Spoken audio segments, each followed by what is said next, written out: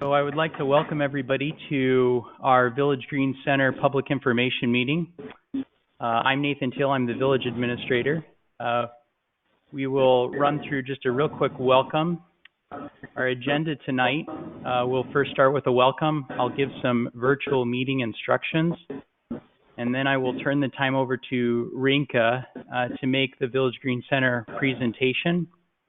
After about a 30-minute presentation, we'll have an opportunity for question and answer and dialogue. So just to give you some instructions for those who are attending for a virtual meeting for the first time, in your top left-hand corner, there are 4 buttons that will help you navigate the virtual meeting. The first is a red arrow. This collapses the audio dialog box. Below that button is a microphone or phone button that indicates you may speak when green. Attendees are muted by default, and the organizer may unmute a line for public comment. Below that button is a dual screen button, which allows you to expand to a full screen mode or collapse it back down to a smaller screen. Below that button is the hand button. This allows you to notify me, the organizer, if you wish to speak during the public comment portion of the meeting. So at the time of question and answer, you would press this button to indicate that you had a question or a comment that you'd like to share with the group. The button, it's a little counterintuitive. When it's a green arrow, that means your hand is lowered. And when you press it, it's indicating you want to raise your hand. Once you press the button, it will have a red arrow pointing down, and it indicates that your hand is raised, and when you press the button again, it will lower. So just to give you that context, and I will give those instructions again later on in the meeting. Finally, the audio dialog box basically gives you 3 options to listen to this broadcast. One is through your computer audio, which will utilize the computer's speakers and microphone. The audio or the dial button below that is a phone call, which will provide a phone number, access code, and audio pin. To speak during the meeting, the phone call is the preferred method. With a computer audio, we can't guarantee your internet connection or the quality of your microphone. So just be aware of that. And then finally, the last would be to have no audio and you would just be in listen mode only. So with that, that concludes the instructions for the village, and I'm going to turn the time over to Rinka and I'll let them, well, I should probably introduce them, or Steve, I guess I'll let you introduce yourselves if that's all right. Sure, thank you. Can everybody hear us?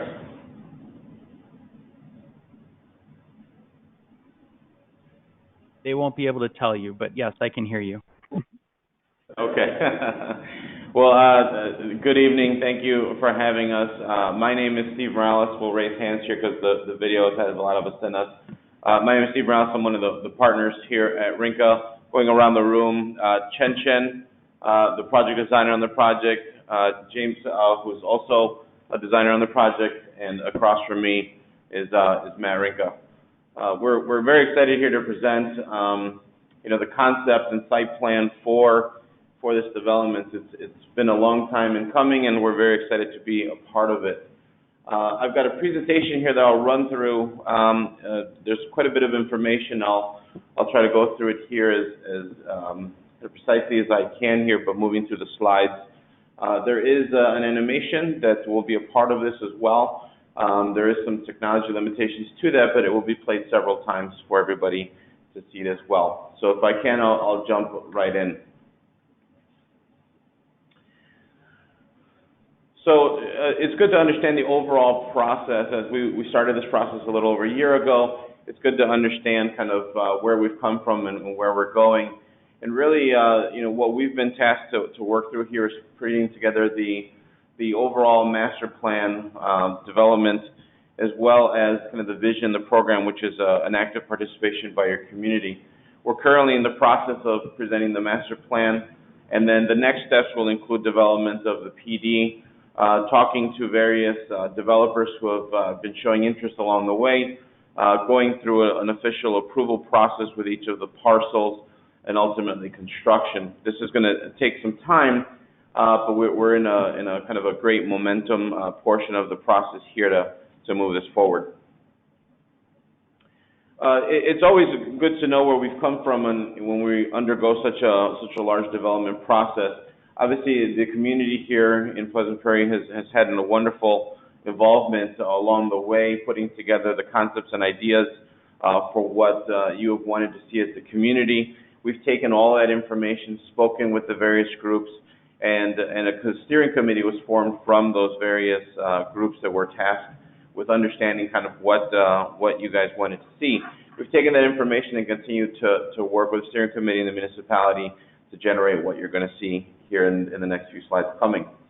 We start every process off with a visioning process, a visioning session that really starts to identify kind of the rules of the game, if you will. And what that is it helps us kind of develop a vision for the overall development, as well as kind of the rules to measure all decisions by, and allow the group a set of rules to make sure that ultimately what we come up with is something that has gone through this kind of filter that you as a community kind of created in your process.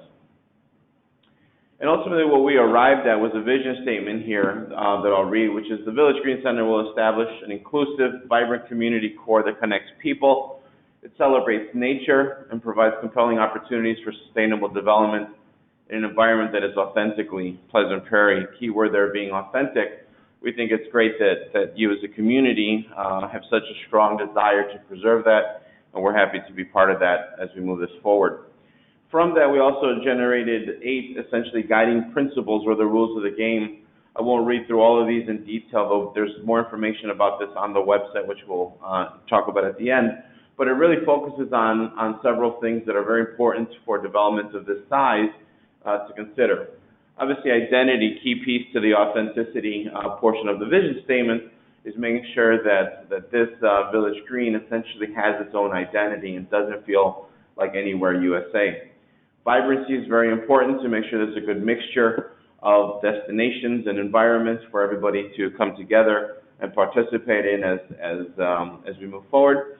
Community connections, making sure that the development proposed weaves its way into the surrounding neighborhoods so that it feels like a cohesive central point for the community. Inclusivity, to make sure there's a variety of various types of development here that makes people feel included, of all walks of life and all ages and all abilities, as well as walkability and mobility, which really focuses on a very pedestrian-centric type of development, and with ease of access to get through the site, to the site, and around it when desirable.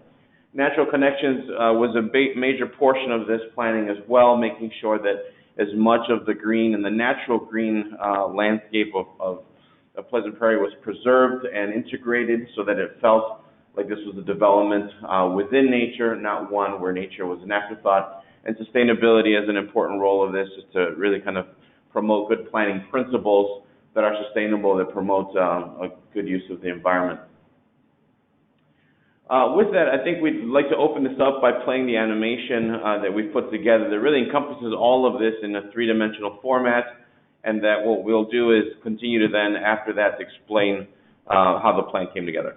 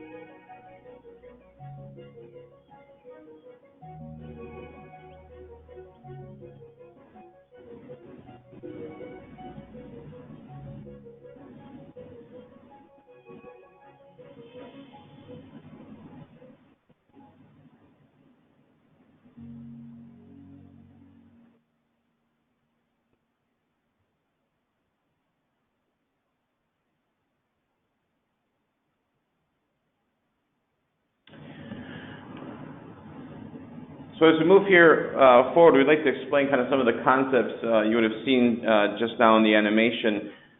Because it is a video, we understand the technology has some limitations to it there. It will be played a couple more times, so you'll continue to see more parts of that on the way, and it will also be made available afterwards. As we jump into the concepts of how we got here, it's good to understand as we move from the micro to the macro levels to understand kind of where this is. Will be really helpful to the developers who want to engage with the municipality here to develop future sites. It's important to them to understand proximity to other locations around here, including Milwaukee and Chicago.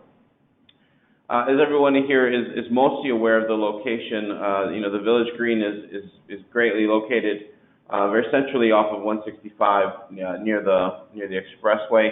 Obviously, about 4 minutes to the Recplex, and then another 4 minutes beyond that over to the Village Green. As we kind of define the properties of the site, it's good to understand the ways to get into the site, 39th Avenue, 165, as well as Springbrook Road.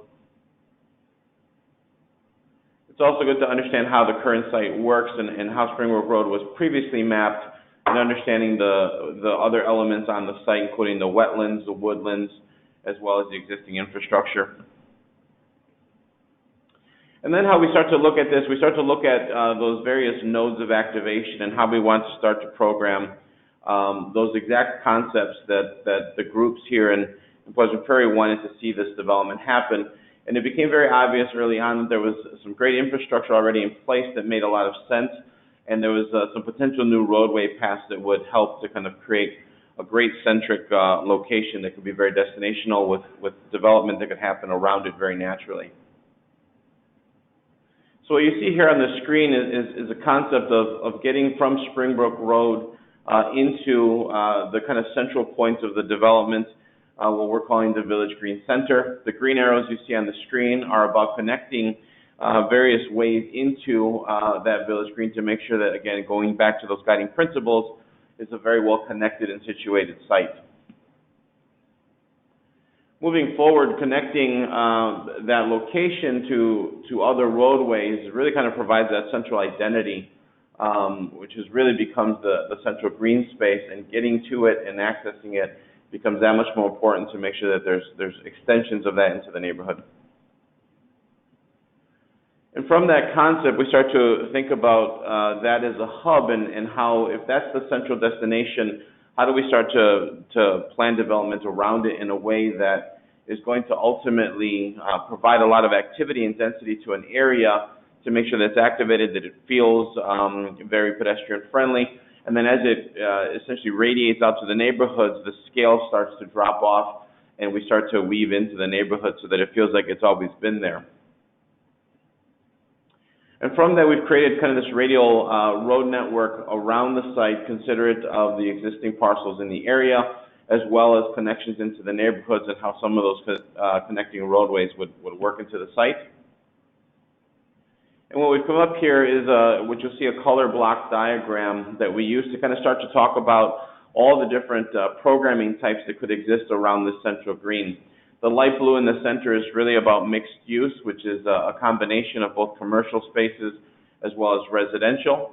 The purple areas, which are existing and potential future civic use type areas, which we feel are great locations and great anchors to a village green, and really do provide that assurance to the developers of the future that this community is serious about their village green. And then radiating away from that, we go to various types of commercial, as well as then a less and less density of single families and multifamily. So the red areas would be high to mid density type multifamily, think townhomes and row houses. The orange then going to lesser density, think side by sides, like in some of the neighboring communities, and then the yellow being the single family as we transition into some of those single family neighborhoods. What we ultimately arrive at here on this next screen is the plan that shows the roadway network. I'm going to try to point to a few things here and see if the cursor works. But as we've talked about, what we plan for here is the central village green, which is, for the sake of scales, of about 1 block wide by 3 blocks long. Around the perimeter in blue is those mixed-use type functions. which we're going to go into those typologies a little bit more down the road here, talking about what those buildings might be and how much density it would entail. But the key thing here is to understand kind of as an access to it, that we've got some great anchors both at the north and at the south with development there that could have some civic functions, as well as a lot of space around the Village Green that could help to activate and really draw, that foot traffic down to grade. That really creates those great spaces for communities. And then on the perimeter, as I talked about in red, is that high to mid density type housing, those row houses, townhomes. And then as we transition towards the neighborhoods in orange and yellow is the smaller scale residential. So this is a rendered version of that site plan. As you can see as I talk, the salmon colored buildings you see are the shapes. Those are the building footprints. Keep in mind that this is a conceptual study of the amount of density that could go here. Ultimately, developers will come and speak to the village and essentially propose their ideas of what development could happen. This exercise is to really show the possibility of it, to understand and process and propose those concepts and ideas that you as a community came together on, and essentially create the framework for future development to happen. This will also set the standards for high quality development, materials, height of buildings. All of those are yet to come and will come developed based on this plan. So just talking through the plan a little bit, I'm going to move forward here and talk about some of those elements of the plan. As you can see, that central green space that I talked about with dots here and lines with some images, these are precedent images of the potential of these spaces. The northern half of the Village Green is really seen as kind of a more highly programmable space. Think movie nights on the lawn, think small gatherings, think potential concerts. And then the southern half of the Village Green is really kind of this more natural landscape that was really a critical piece of what was intended to be maintained, which was a lot of natural greenscapes here. It also has a large stormwater pond part of it that is essentially, helping to process and keep the site very sustainable, and it creates an opportunity for a lot of great natural elements that can go around it for walkability, for enjoying that nature, if that was the kind of experience you wanted to have as a visitor here. Other elements that might show up in the final iteration as we move forward and take designs further are potential for activated spaces for families like splash pads, a potential for colder month activities like an ice rink under a central pavilion. Areas around it would be on the right-hand side of the Village Green here, or the east side of it. We actually planned along those mixed-use buildings this kind of a flexible street, if you will. It's a cross between a pedestrian mall and a street. And if you can imagine the experience, it would be something where vehicles could use the streets during high traffic times, and when there was time to have activation there, the street could be converted to a pedestrian mall, again promoting that great pedestrian activity. That same type of vibrancy exists within the spaces around it, and one thing here to note is there's a pedestrian street as well that crosses the Village Green from the block east and west of it. And the idea there is that you keep the vehicles away from that area to really allow and promote that pedestrian connectivity, which allows for you to arrive at the sites or be a neighbor that walks to it and essentially peruse through the sites and stop at many different establishments, all while very connected and by foot. And so that's an important piece that you'll see in the renderings coming up as well, and as you may have seen in the animation.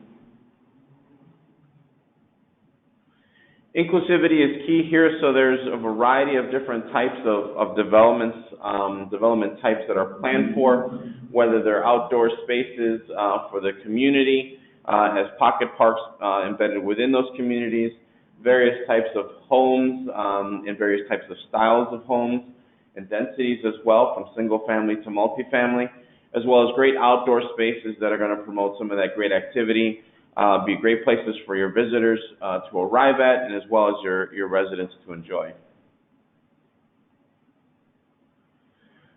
Those natural connections and sustainability, again, were very important in the planning of this. So we're looking at this with our civil engineering partner to incorporate those sustainable elements like natural trails through some of those existing wetlands and woodlands, to make sure that there's that active discovery and those natural pathways through there, to more dedicated greenways like you see along Springbrook as you come into the overall development.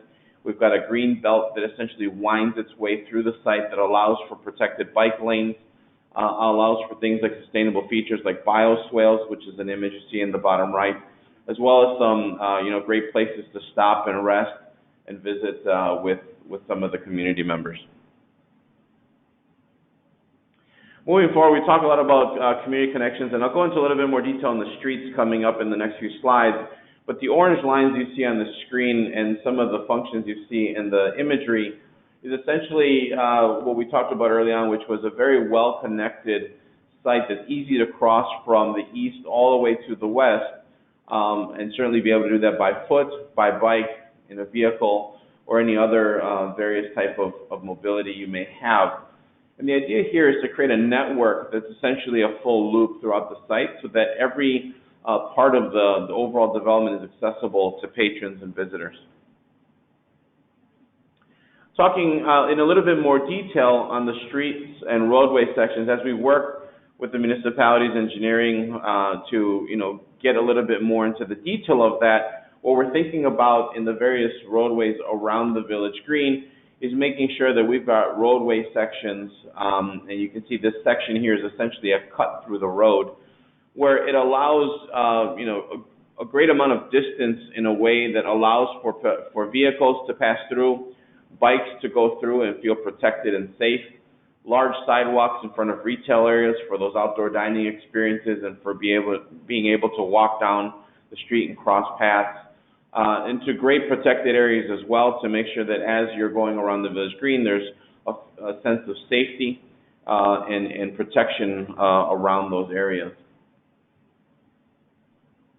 The pedestrian mall I talked about earlier is a little bit of a different condition in the sense that there would be no vehicles allowed here, and the idea here is, again, creating that great activated space as we all come together down the road in the future that really kind of has opportunities for commercial spaces to spill out onto those walkways and really kind of create the vibrant kind of walking path and area around the businesses that will soon be there. Getting out to the roadways a block or two off of the Village Green, we start to look at how we can create an environment and a streetscape that, again, continues to promote the bikeability and the mobility through the site with pedestrian right-of-way areas to make sure that we're still allowing for those instances of activation on the streets, as well as getting vehicles in and out and into parking areas as they need to, as we know this is going to be a destinational site for some time to come. And then lastly, the residential roadways, as we start to think of those neighborhoods and those new neighborhoods and how they integrate into the surrounding neighborhoods, we start to think about how do we create very pedestrian-friendly, safe roads that start to promote some of those traffic calming capabilities that allow you to have those single-family and multifamily type developments that really make you feel like you're at home in a new neighborhood. So some of the programming as we go back to the center of the site, which is the Village Green. So this is the overall plan. We're really looking at this central green rectangle here. On the left side of the screen, we've zoomed in and we started to talk about some of those items. I'd mentioned previously the pedestrian street that crosses east to west across it. At the north end, a civic component, potentially the Artplex, and at the south end, potentially a library branch and an active senior living community. Again, the idea here is to really anchor the space, the Village Green, with a variety of uses that's really going to promote activation at various times of the day by various groups of users of all ages and all walks of life. And the idea here is to really kind of create activation points for the community. So in the center, we've talked about a pavilion that could be there, a covered area that helps to promote some of those great activations like a public outdoor market, potentially a winter market, an ice skating rink, potentially a tree lighting ceremony, those kinds of things. And then the northern half of that is really that amphitheater / highly programmable space where you can think of having movies on the lawn, some performances from those that are in the Artplex. And then in the south end is really kind of that more natural landscape, which has a little bit more of those natural features. So before we jump into the building typologies and the types of buildings around the Village Green and the development, it's important to know that this is a concept for the types of uses and types of development that have planning behind them that helps to promote a lot of those goals that we started off with, those guiding principles. The architecture ultimately will be based on what the developer proposes. But what is important to note is that the municipalities essentially tasked us with, and we've got some experience doing this, with putting together essentially the guidelines for that development. And so what you see on the screen are images that were selected by the steering committee that were seen as potential types of development that might happen in and around the Village Green, the types of activity and the types of programming and the types of streetscape experiences that are desirable in and around the Village Green. All of the architecture you'll see in the animation and the renderings are essentially placeholders, if you will, for future development to come, and the developers will have a guideline that uses imageries like this, as well as the rules of development and those asks for high quality materials that will make sure and ensure that you have great development for years to come that is aligned with this vision. Developers will not be able to come in and propose off-the-wall types of developments that your community hasn't already said it's looking for. So getting into the typologies of the types of buildings and concepts around the Village Green here, as I move forward, it's good to stop and reflect on how much green connections are on the site. It's a fairly large site, but one thing to note is that that about 37% of the site has remained green to the number of about 68 acres, which is quite a bit of connected greenway. That accounts for a lot of the greenway connections in between neighborhoods, in pockets of neighborhoods, the Village Green itself, the woodlands and wetlands around it, as well as a lot of the green courtyard type planning that's happening that essentially would be there to help screen some of the parking that is necessary for development.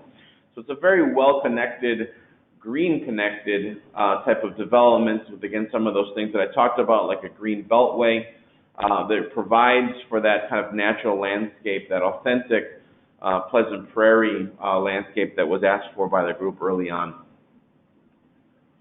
It's also good to note here for a moment before I jump into the building typologies, the bicycle and pedestrian routes. The key here is a little hard to read, but there are pedestrian pathways and protected bike pathways throughout the entire site, creating loops. There are bike accommodating roads. Every road in this development plan is either bike accommodating or bike striped for protection of bicyclists. There's also green connected pathways throughout the entire development connecting the neighborhoods, so allowing you to take a route in and around the site, whether it was a green route, a green path route, or it was a sidewalk, it would be your choice.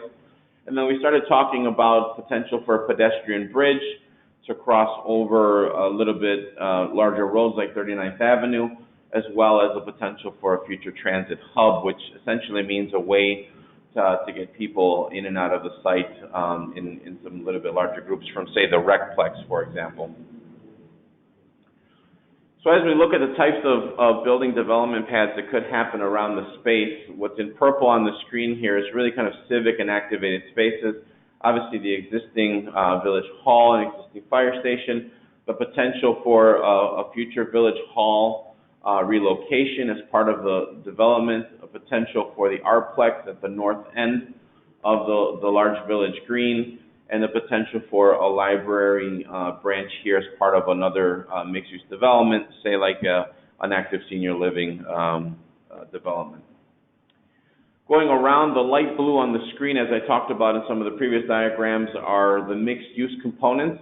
If you can think about it, it's essentially multifamily living over a commercial space. So if you can think of 2 to 3 stories of residential planning up above essentially a commercial ground level. And what that does is that allows that activation of foot traffic along the buildings, It allows a little bit more density, which is what developers are looking for when they look to develop in new communities like this. And it allows for the use of space in a way that takes care of a smaller footprint rather than spreading out development and creating large fields of parking, which unfortunately some other communities have chosen to do instead. There are various types of mixed use that can happen here, whether it's multifamily over straight commercial or multifamily over parking. There's different ways to kind of approach this mixed use type of development, and we've included here a couple examples. And then there's also ways to make sure that mixed use planning as well engages the streets in a great way. If all of the ground level of the buildings in blue was commercial, there'd be too much commercial. We've been talking to potential future developers and brokers who know this area well, and they've got some ideas as to how much commercial space it would be the right number, and what would show would be too much. So some of the things and strategies we can do here is essentially start to bring some residential down to the ground level, maybe along that pedestrian street or along some of those auxiliary streets as well, where you still have kind of that walk-up neighborhood feel, and it still allows you to create commercial, for example, in this image on those key corners to make sure that it's activated, there's use, you can see people moving around, and promotes a great connected community. Moving forward, active senior living, I've mentioned that a couple times on the south end of the Village Green. We think it's a great location for a potential active senior living development that could essentially have say, library at the first floor.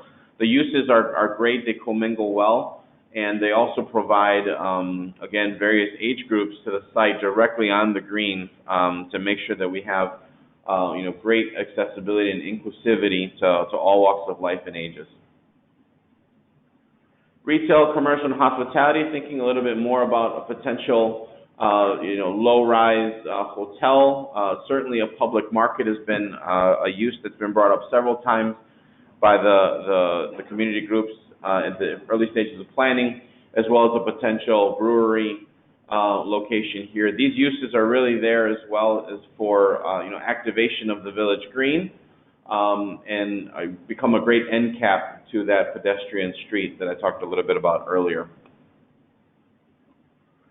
Office and medical office here, not thinking huge office buildings here, but certainly enough office that really does a couple things. One, it gets that daytime activation right there on the streetscape during those days when most people are off site at a different job for employment.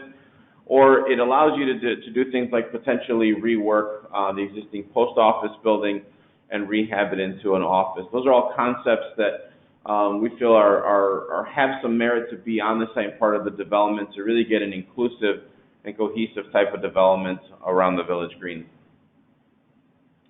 Variety of multifamily here is important in the sense that you want to provide various types of housing, flexible housing opportunities. As families grow and shrink and go through the life cycle, they're essentially looking for various housing opportunities and housing types. And so what we're showing here in red is if you can imagine townhouses, row houses, side-by-side type of multifamily development. It starts to take the scale of what is around the green and bring it down a little bit before we get to those existing neighborhoods on the peripheral. And then what's in the orange on the screen here, you can see is really single-family development. This is really how we start to integrate in those existing neighborhoods. And it really allows for those young families looking for their first-time homes, existing residents in the community that may be looking for a new home option as their families change size.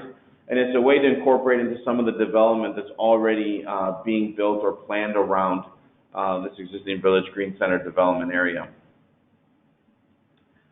We're going to play the animation here one more time before I go into the renderings in 3D and start to explain some of those items in three-dimensional form.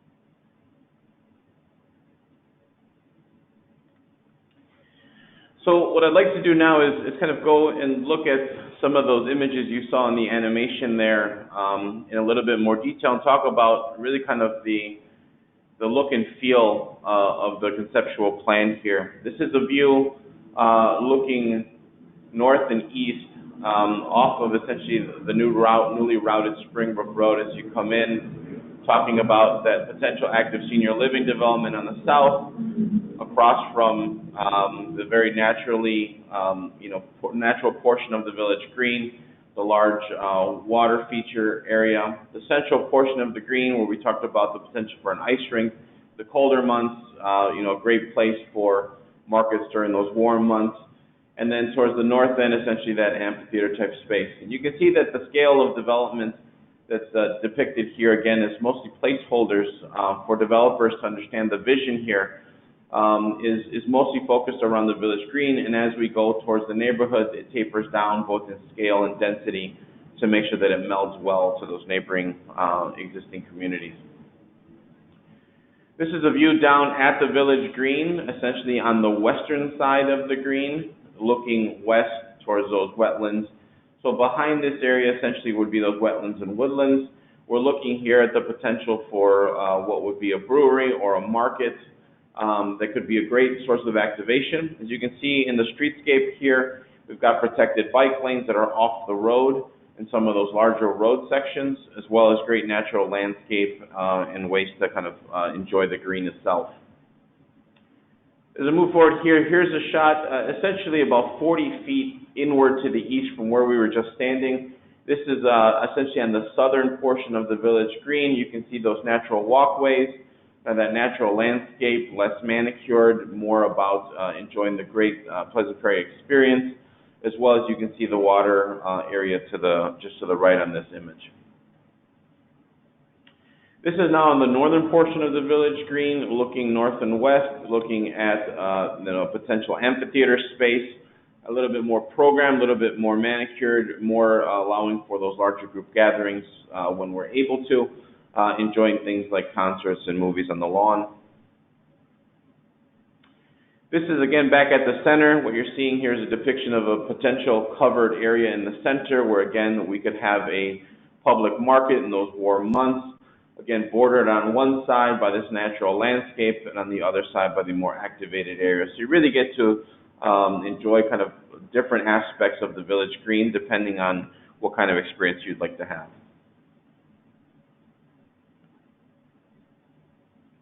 This next image is in the Pedestrian Street that I talked about earlier.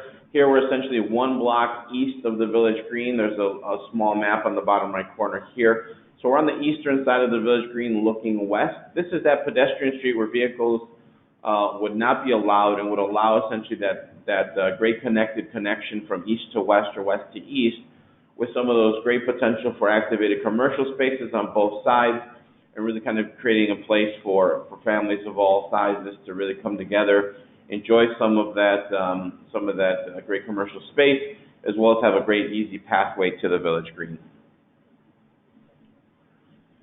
Here's an image essentially standing within the natural or southern portion of the village green, looking south.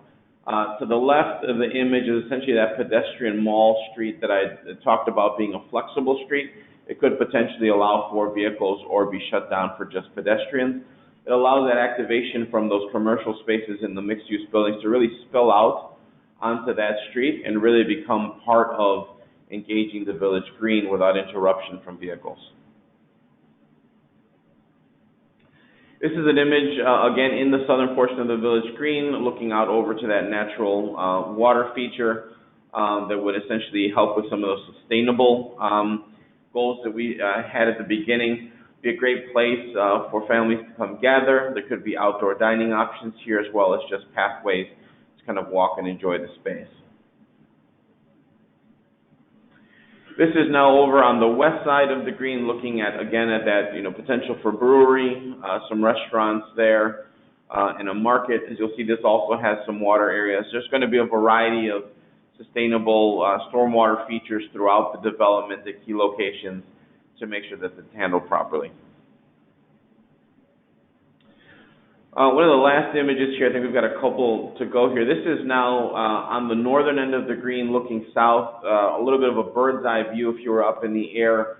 We're essentially floating over what could potentially be the Artplex site. You see the village green here, again, that northern portion or closest to us, really that little bit more programmable area for gatherings, and then the southern portion, which is a lot more of a natural type landscape. So with that, I'd like to say thank you for listening. Nathan, I think you're going to play the animation one more time here, and then I'll hand it over to you for the question and answer. Thank you so much. It's been a pleasure presenting this, and we're really excited to be part of the future of the Village of Pleasant Prairie.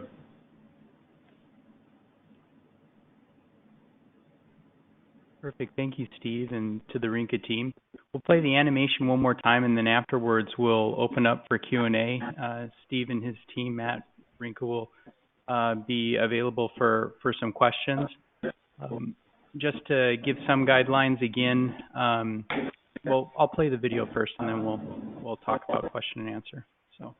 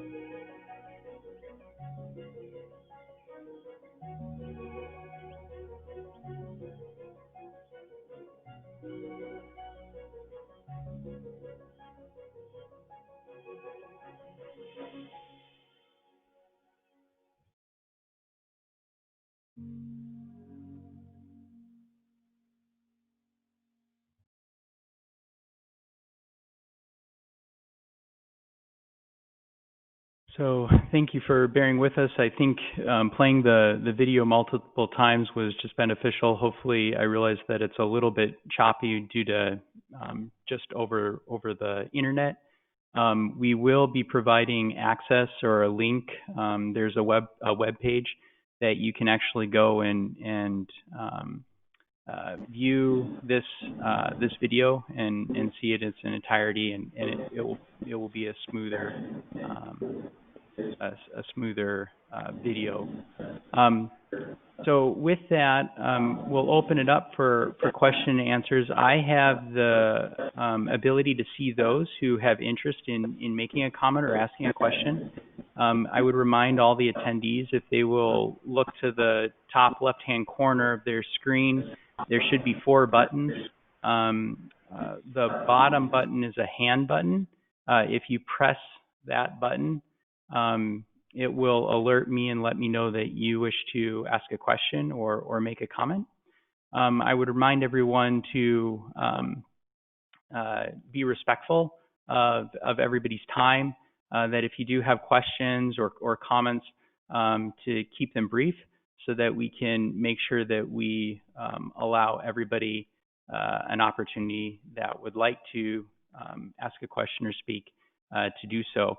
And right now it's 6:46. We'll plan on about a half an hour of Q&A. If we need more time, we'll we'll go from there. So I have one hand raised, Dan Riley. I'm going to unmute you now to allow you to speak. Dan, you should be able to speak.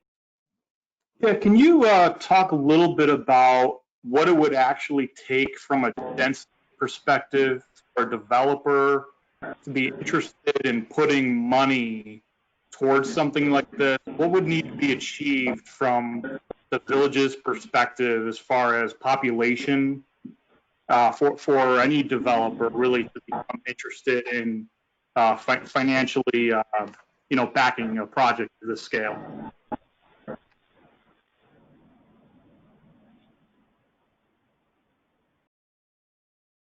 So I can speak to that first, and then Steve, maybe you can or your team can talk about developers and their interest. So generally speaking, there is a need for us to have a certain amount of doors to warrant a developer to consider the commercial space, and also they're going to need some type of return on investment. I believe that the village is well positioned for the development of this space, given that we own the land. I know that there's interest, and there are probably some developers even this evening participating in the viewing of this presentation. As far as the specifics with participation and dollars and cents, right now we're aiming to have this be something that the developers are capable of making a return on investment without a ton of public investment. However, all of those things are going to need to be considered as we work with them. A lot of it will depend partially on how much public amenities we want to incorporate, and typically the developer isn't necessarily looking to they don't make a return on investment on public amenities, and so those are the things that we'll have to work through. One tool in the toolbox typically for governments is what's called a tax increment district, where we basically utilize the tax that are generated from this development and direct them towards some of the public infrastructure improvements. We haven't gotten into the details yet of those specific improvements and the costs, and that will partly be judged based on the types of developments that developers come wanting to bring to the table. They're going to bring some concepts to the table as well. Steve? Yes, so we've had some... Would you add anything? Yeah, so we've had preliminary discussions with potential developers that we've known to work with and would develop in a community like this, and they've all said fairly similar things. They're looking for density and essentially activity on site, and this kind of planning essentially sets them up for that. Some of the things that are important to them is making sure that the municipality is certainly committed to this type of development, and we've been working with the municipality and the steering committee to essentially come up with some of those ideas that would be attractive to potential developers. So in the preliminary discussions we've had, and even speaking to the brokerage community that represents a lot of the potential commercial uses here, they've all said that the density is really what drives a lot of the potential interest here. So that's been a big part of the conversation. And our mandate has really been to kind of provide that balance of the amount of density required to have the interest and for this to happen, as well as balancing that with, again, those great guiding principles that we established early on, which was really about creating a very green, very well-connected, and a very balanced type of development opportunity here that really focuses on that authentic greenscape that the village has been striving to maintain and make sure is core to the development opportunities. So developers that we've spoken to are very excited about this kind of opportunity, and density is usually what drives it for them, as well as Nathan spoke to, potential partnerships with the municipality to essentially help make that work.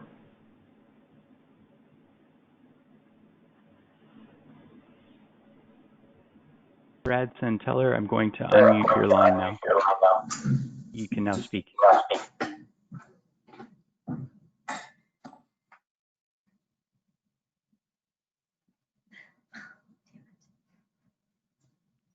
Who was that? Did you have a question? Oh, yes, thank you.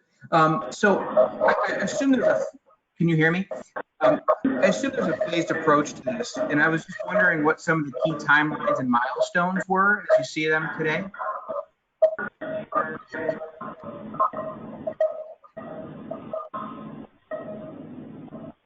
So Brad, I think I understood your question. You were asking about phasing and kind of the timeline. Is that correct? Yeah, that's correct. And some of the key milestones, sort of key decisions.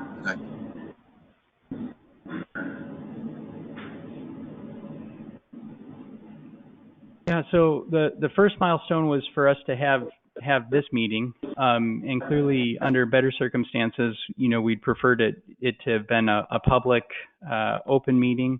And so we're very grateful for all those who have participated. Just for the audience, just to give you context, we have about 130 plus individuals participating in our online meeting. After this, we will be right now in tandem, Rinka's working with developers and their list of individuals that they work with, and also soliciting amongst developers that have expressed interest in this project. While we're entertaining those conversations, we will be completing what Steve alluded to with kind of the design standards, and formulating a PD or a plan development for this project that will kind of offer the guidelines for the development as a whole. Depending on how quickly those conversations move with developers, we'll be ready with those guidelines. We're hoping by end of the year. And Steve can correct me if I'm wrong. Matt can correct me if I'm wrong. But we'll have a little bit of time to get those done, and then hopefully this spring we'll be able to move forward in some fashion with developments. Clearly there's going to be a phased approach. It's not going to all happen overnight. The village's intent is to work on the property. The Village Green Center as a whole is over 180 acres. Our efforts really have to do with the village-owned property, which is about 90 acres or 50% of that. And so we'll focus our efforts on that property first. Steve, would you add anything as far as phasing and timeline benchmarks? No, I think you covered that well.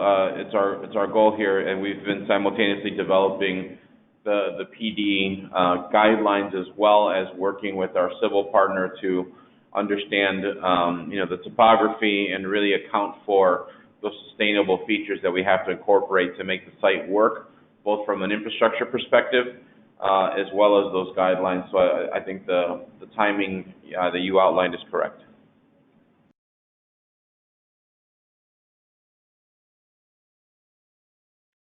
Perfect. I'm going to go to the bottom of the list just because I have a last name that is a lower last name, and so I always hated being the last one called. I'm going to turn over the line to Roy. Hopefully I pronounced his last name correctly. Peoples? Roy, yes, you should be able to speak. You did well. I just want to say that I'm in love with the whole plan. I am glad that you took time to actually explain it to us. One of my questions has been answered though with the timelines and benchmarks. But my other question would be, is you talked about an approved development list that is already kind of that you have right now. I don't know about that list, and how do I find out who I should be talking to get on that list?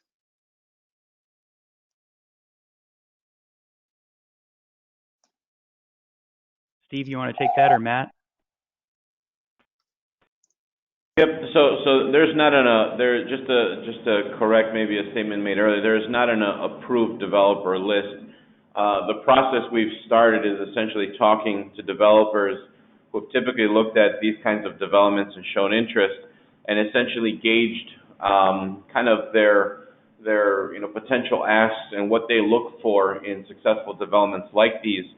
So there is not a list essentially. What we could make available, and maybe through the city website, through the village website, or any other mechanism, is we'd be happy to talk to any and all developers showing interest in this after this presentation, and then continue those discussions.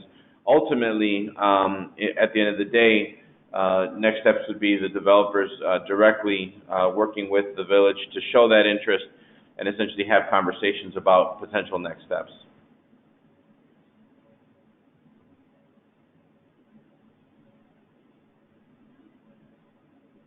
And I would just add that Matt and Steve are the ones to talk with. They're our point of contact. Next, Scott Hornberger. You should now be able to speak.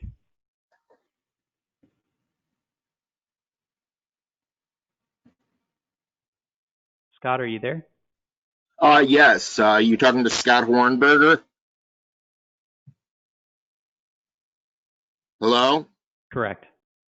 Yes. Hi. I'm curious as to whether or Scott, not we can hear you. Ask the question. Oh. Can you hear me? No. You can't hear me. Yes.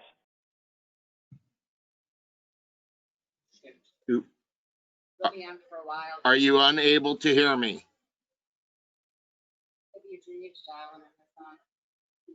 We can hear you, Scott. Go ahead. Oh, you can. Okay. Rinka can hear you, yes. Okay, fantastic. I'm just curious if you would be willing to look at an alternative site plan for the public and retail areas. I am with a group of former Disney and Universal Studios designers working on a entertainment project in the Northern Illinois area. And I currently reside on the Pleasant Prairie Kenosha boundary. And we are very interested in presenting an alternate idea for the public and retail spaces in the project, if you're interested in taking a look at a different version that would contain many of the same elements, just in a different plan and with some additional amenities.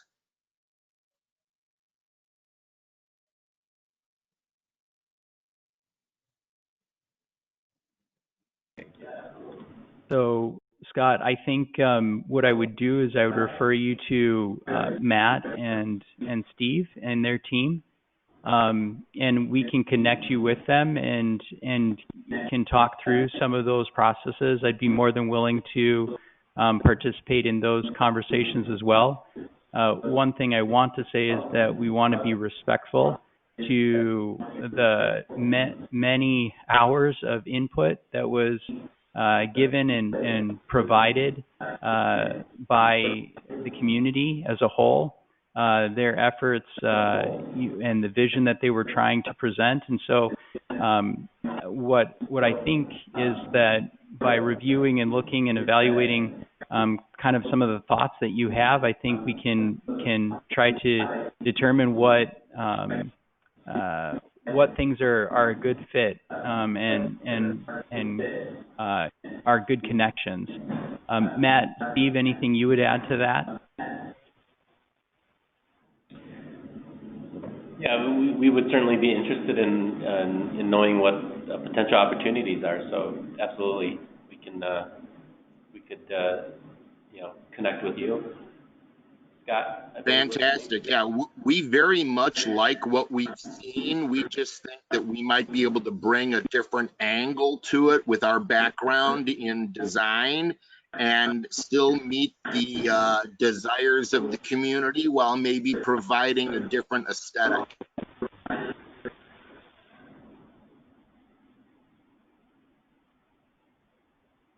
Great. in that If you could reach out that through event, through yeah, LinkedIn, you can certainly connect to us. Be good to talk.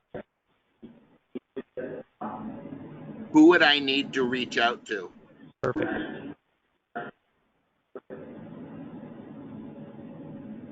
Scott, I think you reached out, at least I saw earlier today, an Yes. email, so I can put you in connection with Matt and Steve.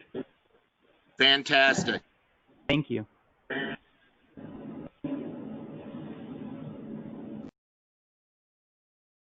Next, Peggy Camp. You should now be able to speak.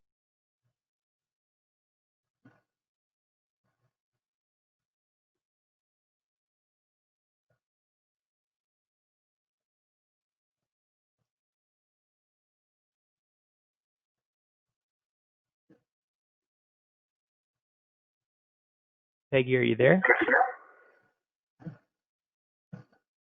You know what? Yeah, I'm here. Our question's been answered, though. We were really going to ask about the timeline. And I guess the only other thing we have a question about is, can you explain parking a little bit more?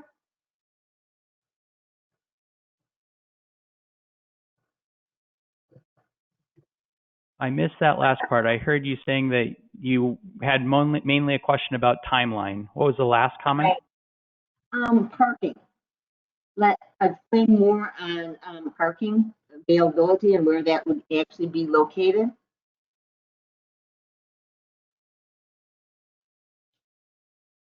Perfect. Matt and Steve, I'll let you talk about parking. Yeah, so parking is accounted for in the scale that you saw in the master plan. There is a variety of parking solutions. There is on-street parking. There is parking planned for underground for some of the mixed use and multifamily buildings, as well as an area currently accounted for a potential parking structure to serve any overflow or general community parking that's destinational. So there are a variety of parking solutions. What is represented in the plan currently has typical parking ratios accounted for. So this is a plan as shown that provides adequate parking for all of the potential commercial uses, as well as pretty standard ratios for the number of stalls needed for multifamily and residential. And I would add, I didn't quite hear the question, but one thing that we worked very hard on was to try to hide as much of the parking as possible. So the parking that you see for the mixed use, retail, and multifamily is all sort of hidden by the program elements that will help activate the streets. The central parking structure that Steve mentioned is, sort of centralized so that it's away from the single family, close to the, highly activated spaces, close to the transit hub, and it will be essentially helpful to make sure that cars are not parking in the residential streets.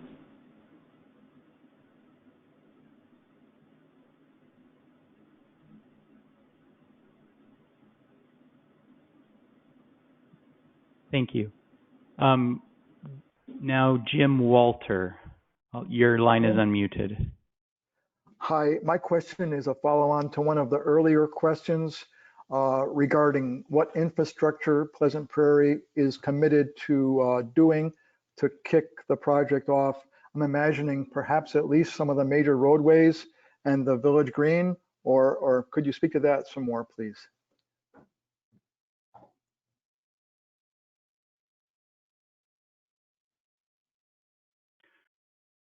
Certainly. So yeah, I believe for the village, from the village aspect, we recognize there's going to be need to work towards putting in the infrastructure. Fortunately, a lot of the infrastructure is currently in, but as we move forward, there will need to be upgrades to that infrastructure. It will be necessary really to see the pieces that come from the various developers to determine which pieces we need to complete first.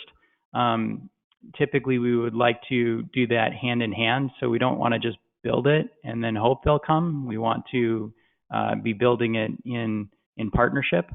The other piece that needs to be yet kind of figured out a little bit more is the Artplex piece, whether that's more of a public venture or a private venture. And so those are things that we'll be working through and in the future. Hopefully that answered your question. It would be difficult for me to say that we're going to build all the road system tomorrow. Clearly that's not going to happen. Partly because we want to make sure that the design fits with developments that come forward. So, but as far as the village's willingness and commitment to participate, I think we've already proven that in the sense that, we went out and we purchased the property and invested quite a bit in that. And we've also already invested quite a bit in infrastructure along 39th and also along 165, or the state highway.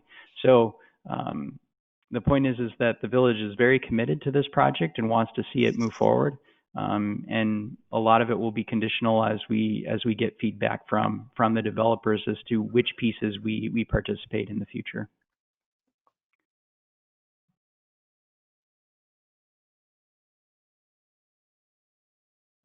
Next, Jackie Binsdorp, your line is unmuted. I don't have a question, thank you. Okay.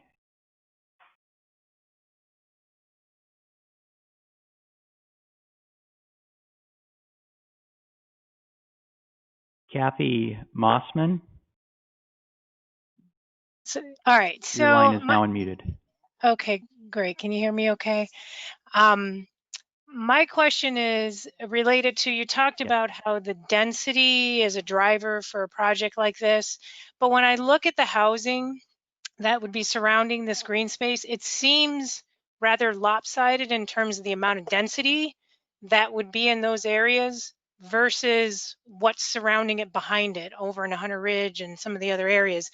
Those areas seem much more spread out. So as you move toward this green space, all of a sudden it seems like you're around a really high amount of density, and it already seems pretty busy on 39th and so forth. So I'm a little concerned about creating that. So I'm wondering if there's give and take with exactly how much housing would be developed there.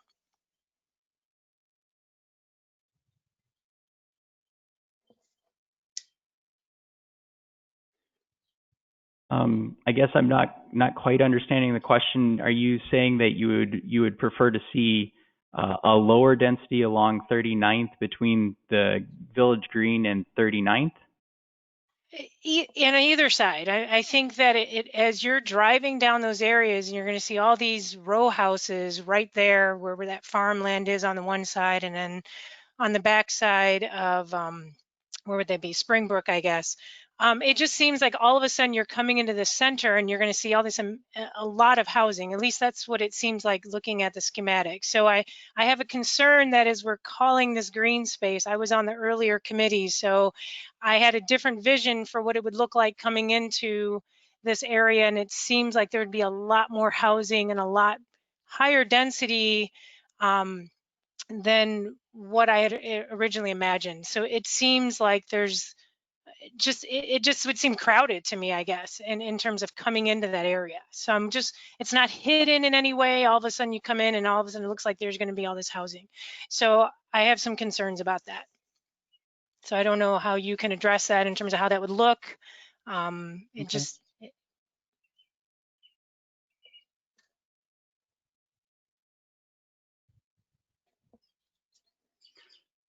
Yeah, so I mean, I hear the concern as far as addressing that concern. I mean, I think that we're taking the feedback from the general public. There is a certain amount of density that we're going to need.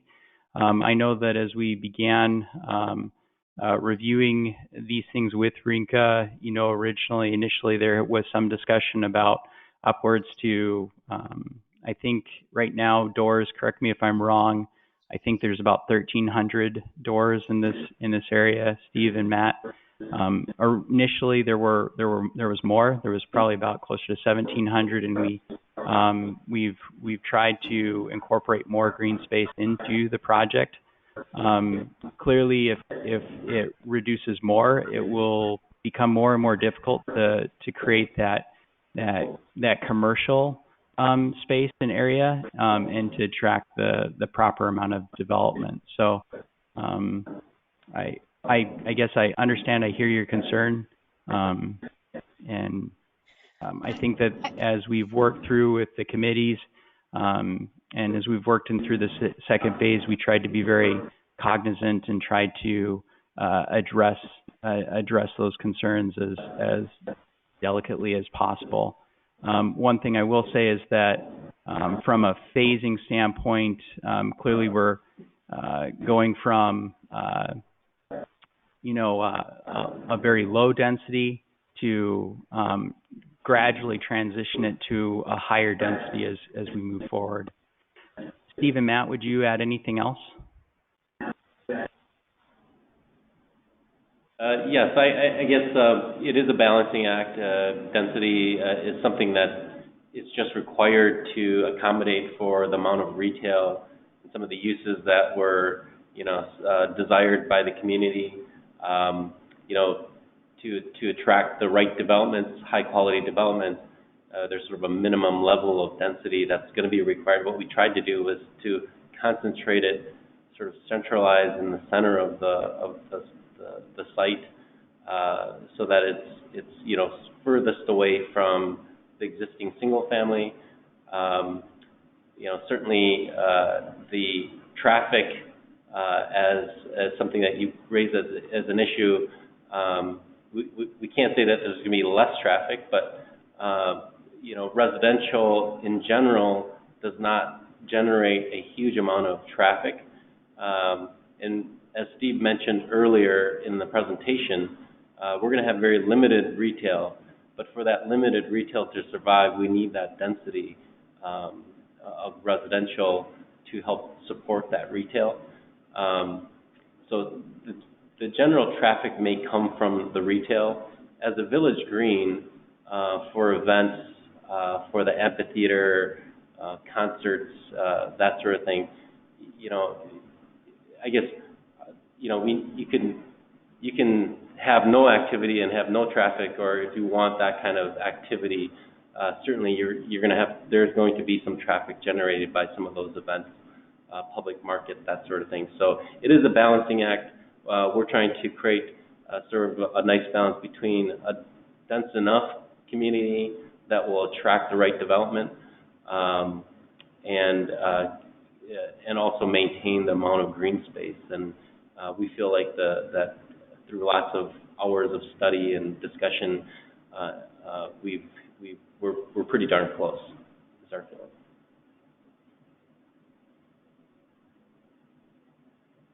One thing I would add, Matt, to the conversation, and one of the conversations that came out even with the steering committees and so forth, was the thought process of trying to increase the amount of green space or open green space, like complementing, understanding that we need to have a certain amount of density. Well, we want to reduce the amount of sprawl so that we can create more acres of green space. And that's one thing I would compliment your team on, is trying to create that connectivity to the various green spaces that surround both, not just the village green, the square, but also throughout the entire 180 acres. That's a really great point. And I would add that the sprawl.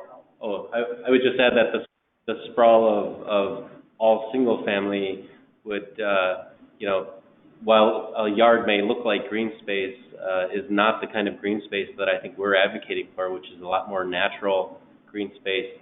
The denser developments are going to actually help to preserve green space versus trying to get the same amount of investment into this community, you might have to spread this out over, 2 or 3 times the amount of land in order to get that same investment back, if that makes sense.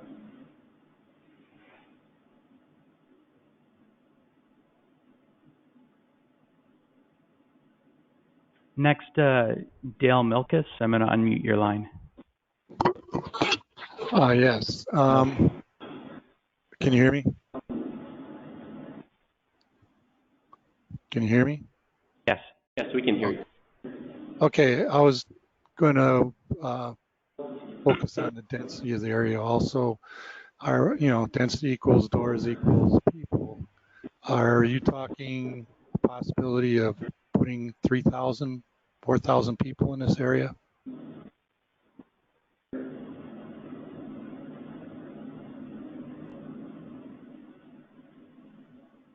Did you hear my question? So the total number of doors, yeah, you asked if how many people are going to be in the area. Total number of doors, I think, planned in the current design, Steve and Matt, I believe, is 1,300.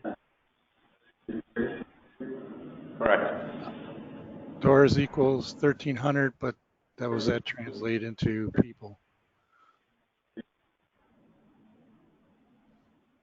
So as far as person capacity with the 1,300, typically I think it's about 2.5 is kind of the general number that's used for per door. I'm not perfect at that, but I think that's kind of the general standard. So if you were to double the 1,300, that's about the density that you'd see with people. And then that would be over the total 180 acres. Okay, thank you.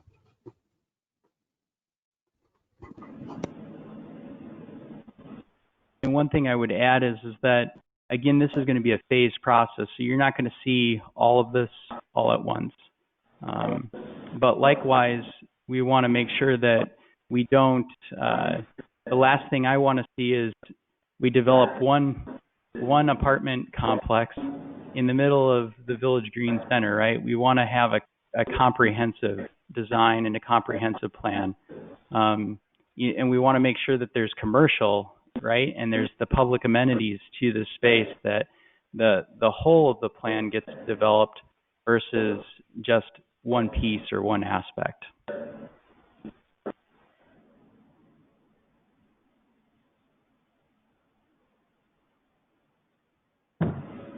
Next, Aaron Hughes.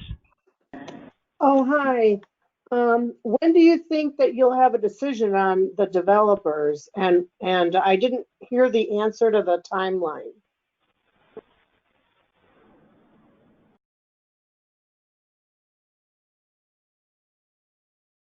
So we're working right now. I think Rinka is talking with developers right now. The next step will be hopefully trying to determine a master developer, or one who will coordinate amongst a variety of developers the project. As far as timeline, we're working to complete the plan development or the guidelines for what the architecture will look like over the next several months. So by the end of the year, we'll hopefully have the PD completed. And then during that time, we would be talking with developers, and the hope would be that we would have some type of plan for construction next year. As far as how quickly the whole of the plan will take place, it's typically been my experience that this type of development takes several years. If you look at, like, for instance, Prairie Ridge, for instance, I believe that process started about 10 years ago, and it's just now coming to completion where all of the lots are now beginning to be filled. Clearly, we'd love to see this happen quicker, but there also needs to be some reality. Matt and Steve, what would you add?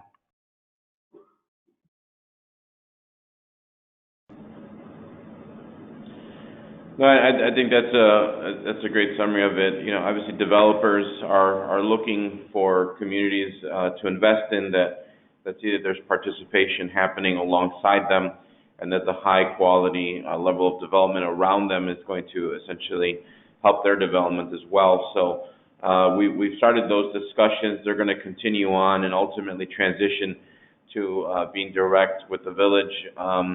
And as that happens, what we've seen in the past is as some of the development gets announced one at a time, there tends to be a momentum that picks up and allows for that to continue to happen. And as Nathan has outlined with the civil side of it and the municipal side of it, investing to build it all up simultaneously is really the goal, which really this is the timeline side of it.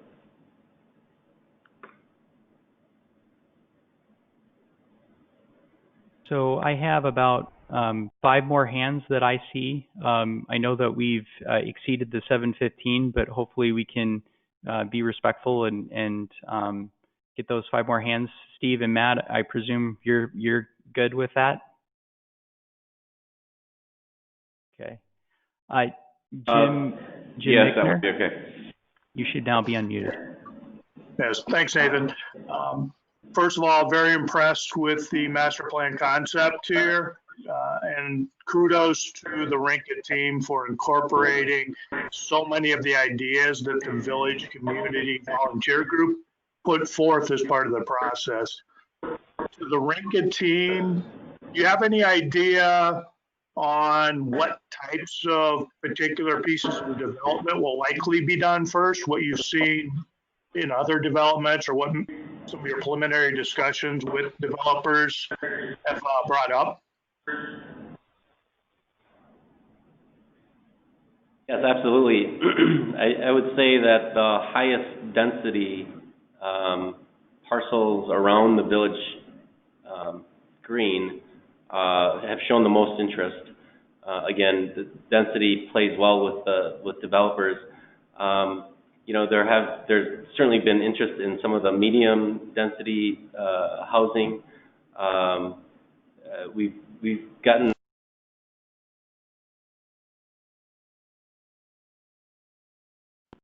pieces of civic / mixed use. So the senior housing with the library, there's interest in that kind of a development.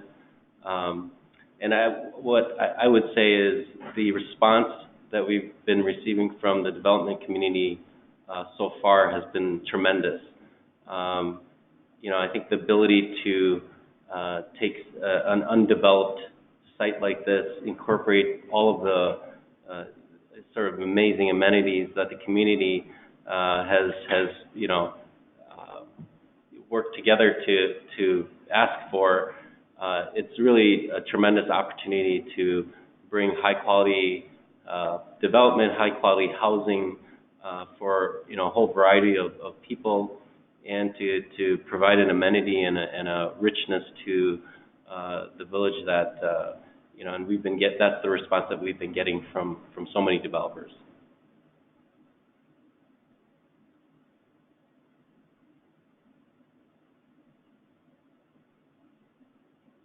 Kenneth Rowe, you are now unmuted. Yes, so you were targeting 1,300 doors for the residential. Do you have a target or an estimate number of the commercial spaces?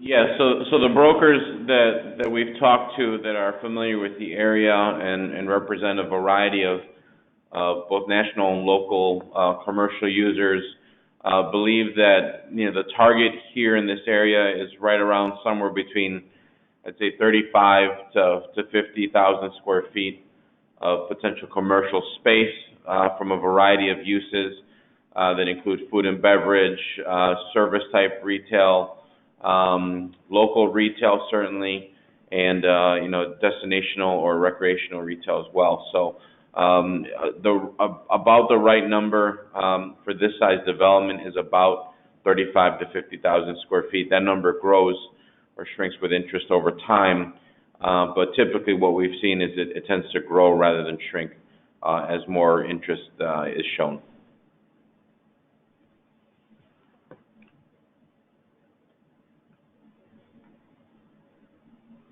Laverne Jaros, you may now speak. Thank you. I wondered whether in developing your guidelines, whether you will have a maximum height requirement for the buildings, and also whether there will be provision for any low income or moderate income units.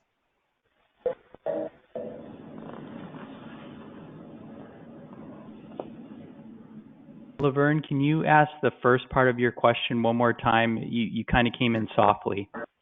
Okay. Whether there will be any height requirements, maximum height requirements in your specification for the buildings.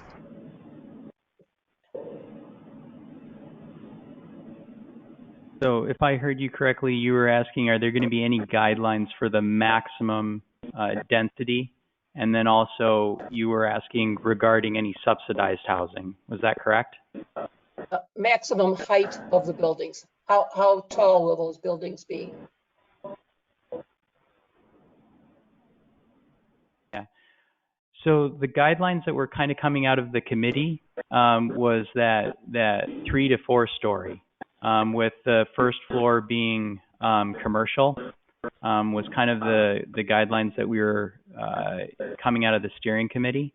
In part was to make sure that we met the density numbers, and the thought process was to, again, if we could maximize more acreage for green space, it might behoove us to go 1 story higher. So I think right now the 3 to 4 stories is kind of what we're aiming for.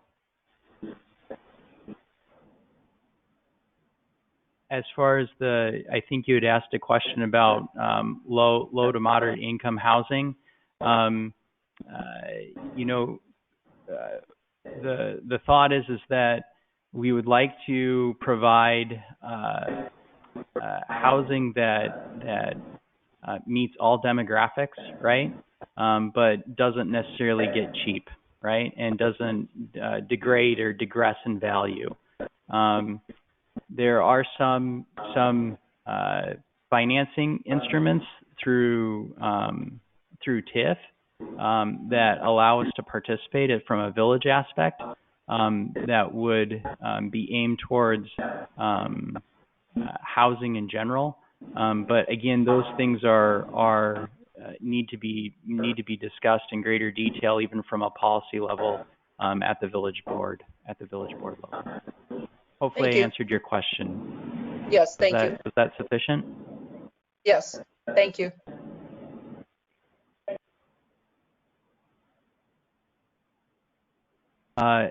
Mimi Yang, you should now be able to speak. Hi. Are you able to hear me? Can you hear me? Yes. Yeah. We can. My question is about the public transportation. So how do you envision the public transportation in the new area? Because I'm thinking when someone gets old, they're no longer able to drive. They want to, some convenient, small, van or take them around, or maybe go to Milwaukee or to Chicago to make it home, right? Especially those living in the senior living, areas, they may need that someday, right? So how do you envision that?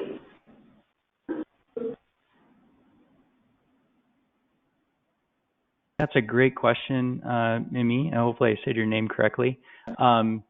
Yeah. So that's a little bit broader than the Village Green, but clearly in the Village Green, we want to make sure that we're ripe and ready and able to accommodate some type of connectivity from a public transportation aspect. With Pleasant Prairie, from a pragmatic standpoint or from implementation standpoint, there's a variety of partners that we would need to work with, and in fact, the village staff are already reviewing those or reviewing with those partners opportunities for public transportation within the village. In particular, the 165 corridor. We'd love to strengthen that ability or that mode of access.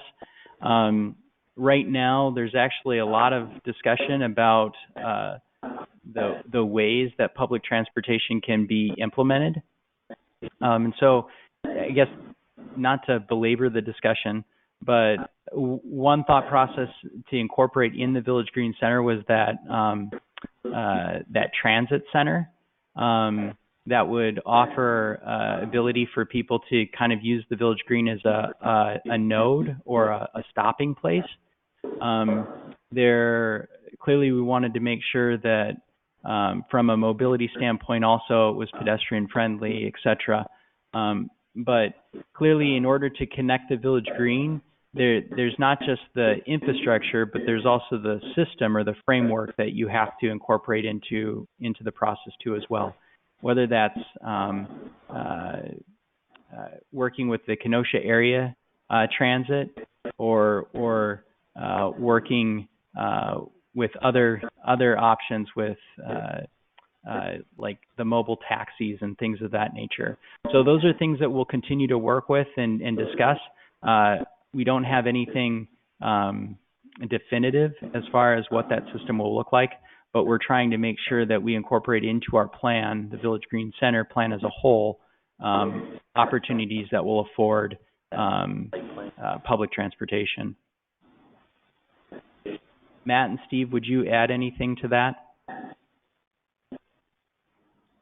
Well, what I would say is that the steering committee, as well as the groups that ultimately form the steering committee, that was an important ask and an important requirement of the village. So, we've certainly accommodated the potential for that in the future as that network and system becomes a possibility.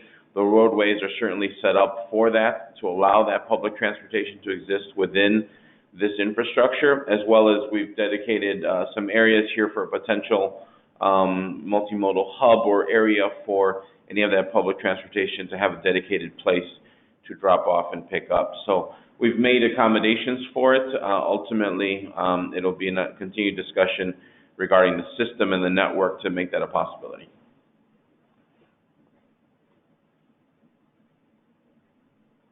Thank you. Last but not least, Nicholas Rabe, thanks for being patient. I'm going to unmute you now, but it is showing you as self-muting yourself. So you're going to need to unmute yourself in order to speak. Hey, sorry about that. I have a 3-year-old. All right, so quick couple things. One, can you hear me? Everyone does it. Yes. Okay, sounds good. All right, so comment and question. My question was already asked about public transit. Yeah, I'm not really focused on the geriatrics. I'm more focused on just having people come into this village center, green center, but it was already addressed with the transit center or a node or a hub. But I guess then I just am left with a comment of Pleasant Prairie seems like it's like a maze of subdivisions. Everything is car centric. So this is amazing that there might be an area of Pleasant Prairie where people can walk to. So I just want to say, keep pushing for more density. Try to get people out of cars, moving around, walking. So thank you very much.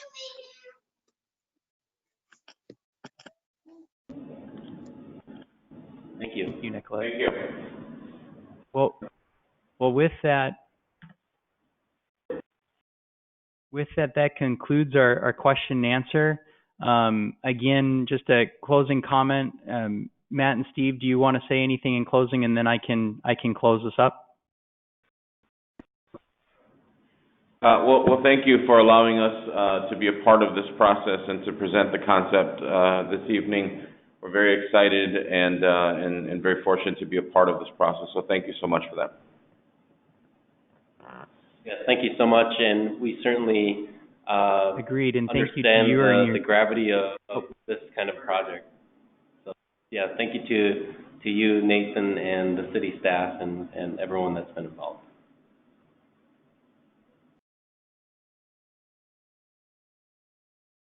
Thank you too, both to Matt and Steve and your team. You've been wonderful to work with. I am proud for the efforts that have been made by the Community Collaboration Committee first, and then also our second phase of the steering committee. Want to thank them for all of the efforts that they've made, and also to our village board who have been supportive of this process and this project.